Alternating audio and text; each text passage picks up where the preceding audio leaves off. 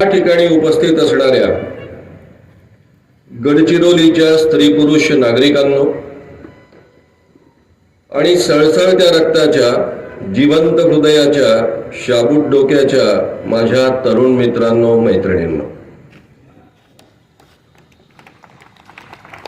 लोकशाही पुढील आव्हाने या विषयावरच्या एका व्याख्यानाकरता आपण सगळे लोक जमलो आहोत. सुरुवातीलाच मी काही सूचना आपल्याला देऊ इच्छितो. सगळ्यात पहिली महत्वाची सूचना म्हणजे एकतर मी सुरुवातीला तुमचं अभिनंदन करतो की तुमच्या सगळ्यांकडे मोबाईल आहेत, पण आजच्या दिवस मोबाईलला जरा नोकर बनवा. मोबाईल आल्यानंतर उचललाच पाहिजे असा काही नियम नाहीये. SMS ने तुम्ही निरोप देऊ शकता, मी नंतर बोलेन म्हणून.